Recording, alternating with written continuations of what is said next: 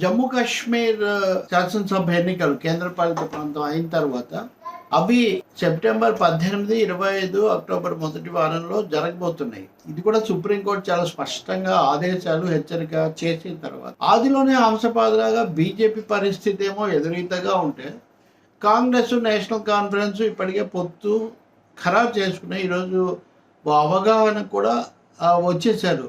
అందులో ఒకరు national conference 52 స్థానాలు, కాంగ్రెస్ 51 స్థానాలు, కాంగ్రెస్ 32 స్థానాలు పోటీ చేయాలని చెప్పి, ఇంకా మిగిలిన స్థానాల్లో ఒక 5 స్థానాల్లో పరస్పరం పోటీ పడతారు.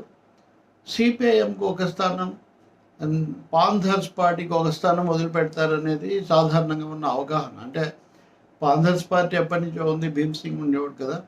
అలాగే సిపిఎం నాయకుడు తరగామి, వరుసగా యూసఫ్ తరిగామి 4-5 సార్లు గెలుస్తూ అక్కడ చాలా పేరు ప్రతిష్టలు కలిగినటువంటి గట్టి సీనియర్ నాయకుడు. సో వాళ్ళకి ఇచ్చి మిగిలిన 5 సీట్లలో పోటీ పడతామని ఏదైతే మేము చాలా ముఖ్యంగా వీళ్ళు అవగాహనకు వచ్చారు. రెండో వైపున చూస్తే బీజేపీ 44 స్థానాల్లో పోటీ చేస్తానని అభ్యర్థుల జాబితా కూడా ప్రకటించి తర్వాత వెనక్కు తీసుకుంది. ఒక రాజకీయ పార్టీ, అందులో కేంద్రాన్ని పాలిస్తున్న పార్టీ ఇలా చేయటం అంటే ఎంత అవస్థ ఉంది. ఇప్పటికీ తర్వాత వాళ్ళు చాలా తక్కువ స్థానాలు, అందులో 3వ వంతు స్థానాలకు మటుకే ఇప్పుడు అభ్యర్థులను ప్రకటించారు. ఎందుకు వెనక్కు తీసుకున్నారంటే గతంలో ఉప ముఖ్యమంత్రిగా ఉన్నటువంటి నిర్మల్ సింగ్ లాంటి వాళ్ళ పేర్లు కూడా దాంట్లో లేవు. అసలే అంతంత మాత్రంగా ఉంటే తీవ్రమైన అంతఃకలహాలు కూడా ఆ పార్టీని పీడిస్తూ ఉన్నాయి. జమ్మూ ప్రాంతంలో హిందువులు ఎక్కువగా ఉంటారు కాబట్టి అక్కడ స్థానాలు వస్తాయి అని, కానీ కాశ్మీర్లో రావు. అక్కడికి జమ్మూలో ప్రాతినిధ్యం పెంచి డీలిమిటేషన్ పునర్విభజనలో సీట్లు పెంచినప్పటికీ మొత్తం మీద చూస్తే సందేహంగా ఉంది. మొన్న లోక్సభ ఎన్నికల్లో నేషనల్ కాన్ఫరెన్స్కు 36 చోట్ల ఆధిక్యత వచ్చింది, బీజేపీకి 29 చోట్ల వచ్చింది, కాంగ్రెస్ పార్టీకి 7 చోట్ల వచ్చింది. అలాగే మహబూబా ముఫ్తీ పీడీపీ 5 చోట్ల ఆధిక్యత వచ్చింది.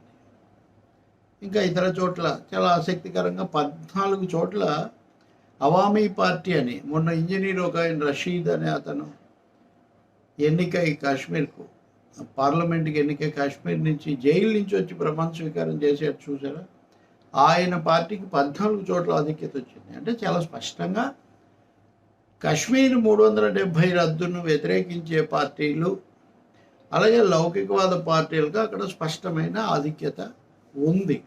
బీజేపీకి 29 వచ్చి రావడం ఎక్కువగా కనిపించినవి, అంతకంటే పెరిగే అవకాశం అక్కడ ఉండదు. పీడీపీ కూడా, మఫ్తీ కూడా వాళ్ళతో కలిసే పరిస్థితి లేదు. అలానే నేషనల్ కాన్ఫరెన్స్తో కలుస్తారని కూడా చెప్పలేము. మా ప్రణాళికను బలపరిస్తే మేము వాళ్ళతో కలుస్తామని ఆయన ఒక మాట అన్నారు ఊరికే.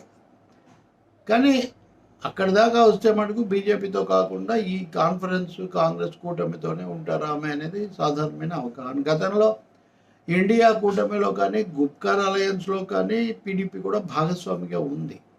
ఒకప్పుడు బీజేపీతో కలిసి ప్రభుత్వం ఏర్పాటు చేయడం చాలా నష్టం కలిగించిందనే అభిప్రాయం కూడా ఆ పార్టీలో ఏర్పడింది. ఈ కారణం వల్లనే ప్రధాన ప్రాంతీయ పార్టీలుగా పీడీపీ, నేషనల్ కాన్ఫరెన్స్ కలవకపోయినా బీజేపీ 370 రద్దు చేయడం అన్నది అక్కడ అందరినీ ఏకం చేసింది. ఇక్కడ ఆసక్తికరమైన ఒక విషయం చెప్పొచ్చు మనం.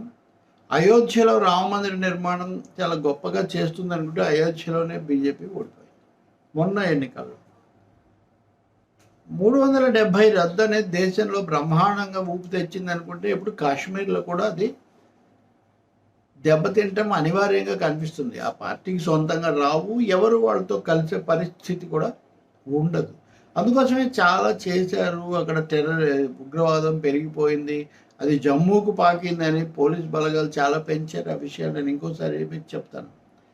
అలాగే రిజర్వేషన్లలో కూడా అనుకూలంగా ఉండే వాళ్ళకి ఇచ్చారు, పునర్విభజనలో స్థానాలు పెంచుకున్నారు. ఇవన్నీ ఎన్ని చేసినా కానీ తమ స్వయం ప్రతిపత్తిని హరించింది కేంద్రం, మోదీ ప్రభుత్వం అనే భావన. ఆ తర్వాత మానవ హక్కుల ఉల్లంఘన, వరుస కాల్పులు, వీటి మీద నిరసన నుంచి కేంద్రం తప్పించుకోలేకపోతుంది.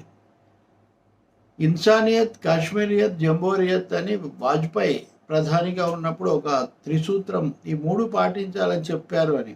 ఈ మూడింటిని ఇప్పుడు మోదీ ప్రభుత్వం ఉల్లంఘించింది, కాలరాసింది అనే బలమైన అభిప్రాయం అక్కడ ఏర్పడింది. కాబట్టి ఈ పరిస్థితుల్లో చాలా ముందుగానే నేషనల్ కాన్ఫరెన్సు, కాంగ్రెస్ అవగాహనకు రావటం, మిగిలిన పార్టీలు కూడా అనుకూలంగానే ఉండే పరిస్థితి ఇట్లా చూస్తే స్వాగతించదగింది. కాంగ్రెస్ కాన్ఫరెన్స్ కలవటం అన్నది జమ్మూ కాశ్మీర్ను మళ్ళీ పట్టాలెక్కించడానికి తప్పకుండా ఉపయోగపడుతుంది. ఇంకా అనివార్యమైన పరిస్థితుల్లో రామ్ మాధవ్ను పక్కన పెట్టిన రామ్ మాధవ్ను కేంద్ర మంత్రి కిషన్ రెడ్డిని ఇప్పుడు కాశ్మీర్కు బాధ్యులుగా నియమించింది బీజేపీ. కానీ వాళ్ళు అక్కడ చూపించగలిగిన ప్రభావం ఏంటి? రామ్ మాధవ్ పీడీపీతో చర్చల్లో కొంత ఉపయోగకరమైన పాత్ర వహించారు, అయినా ఆయన పక్కన పెట్టారు. ఇప్పుడు అన్యదా శరణం వస్తే అని మళ్ళీ ఆయన్నే తెచ్చుకున్నారు.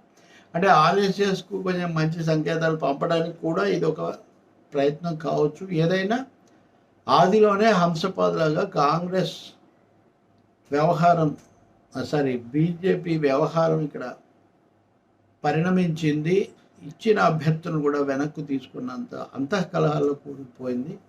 కాంగ్రెస్ నేషనల్ కాన్ఫరెన్స్తో సర్దుబాటు చేసుకొని స్థానాలు కూడా అటు ఇటు అయినా సర్దుకొని వాళ్ళిద్దరూ పొత్తు పెట్టుకున్నారు. జమ్మూలో కూడా కొన్ని స్థానాలు వస్తాయి కాబట్టి ఇదంతా అయితే తప్పకుండా అడ్వాంటేజ్, ఆధిక్యత, మొగ్గు నేషనల్ కాన్ఫరెన్స్ కాంగ్రెస్ కూటమికి ఉండే అవకాశం చాలా ఎక్కువగా ఉంది. మహబూబా ముఫ్తీ కూడా అనివార్యంగా వీళ్ళనే బలపరచాల్సి వస్తుంది, ఎందుకంటే బీజేపీని బలపరిస్తే అనుకున్న పునాది కూడా పోతుంది కాబట్టి. సో కాశ్మీర్లో కూడా ఓడిపోతే అయోధ్య అక్కడ కూడా పునరావృతమైనట్టుగా అవుతుంది. బీజేపీకి మరి ముఖ్యంగా మోదీ నాయకత్వానికి అదొక మరొక పెద్ద పాఠంగా మారొచ్చు.